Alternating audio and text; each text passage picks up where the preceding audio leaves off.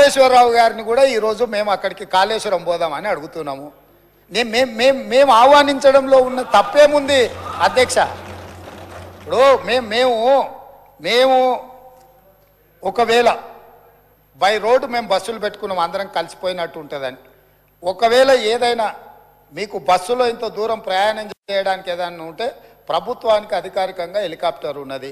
పెద్దలు చంద్రశేఖరరావు గారి కోసం ప్రత్యేకంగా హెలికాప్టర్ను కూడా రాష్ట్ర ప్రభుత్వము సిద్ధంగా ఉంచింది బేగంపేట ఎయిర్పోర్టులో. కాబట్టి దయచేసి దీన్ని వివాదాలకు తావియకుండా మనందరం ఒక్క మాట మీద ఉండి కూలిపోయిన మేడిగడ్డ గురించి పేలిపోయిన వాళ్ళు కూలిపోయింది సార్. వారు ప్రశాంత్ రెడ్డి గారు ఆర్ఎండ్బి మినిస్టరు, వారు ఇట్లా మాట్లాడుడేంది? వీళ్ళే బాంబులు పెట్టి పేల్చిందని పోలీస్ స్టేషన్లో కంప్లైంట్ పెట్టిండ్రు. బాంబులు పెట్టి పేలిస్తే సింపుల్ లాజిక్ అధ్యక్ష, ఏదైనా బాంబులు పెట్టి పేలిస్తే శకలాలు గాల్లోకి ఎగురుతాయి అధ్యక్ష, భూమిలోకి పోవు. ఇది వాళ్ళు రాసే అబ్బాయికైనా అర్థమైంది, బాంబులు పెట్టి పేలిస్తే గాల్లోకి ఎగురుతుంది అధ్యక్ష, భూమిలో కుంగదు.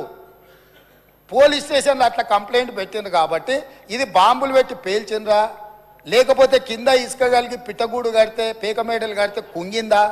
ఇవన్నీ కూడా సమాజం తెలుసుకోవాల్సిన అవసరం ఉంది. సభ్యులుగా చర్చించే ముందు మనందరం కూడా అక్కడికి వెళ్దాము.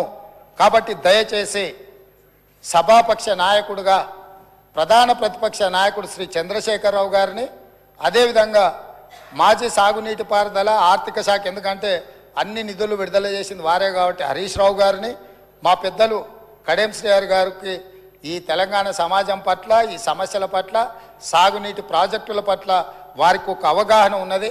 వారిలాంటి వాళ్ళు చూసి విశ్లేషించి చెప్తే మేము కూడా కొంత నేర్చుకుంటాం. ఎందుకంటే అన్నీ మాకు తెలుసని మేము అనుకోం, మేమేం అపర మేధావులం కాదు. ఏదైనా మాకు తెలియదు ఉంటే అడిగి తెలుసుకుంటాం. శ్రీహరి గారు లాంటి వాళ్ళు అనుభవజ్ఞులు, తుమ్మల నాగేశ్వరరావు గారు లాంటి అనుభవజ్ఞులు, గతంలో ఈ శాఖలలో మంత్రులుగా బాధ్యతలు నిర్వహించిన వాళ్ళు ఉన్నారు. కొత్త తరం నేర్చుకోవాల్సిన అవసరం ఉన్నది.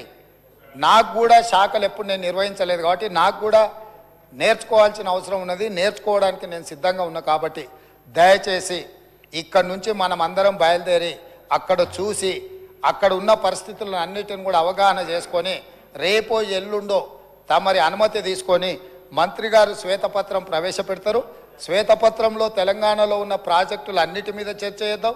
అదేవిధంగా కాళేశ్వరరావు గారి మీద వీటి మీద చర్చ చేద్దాం.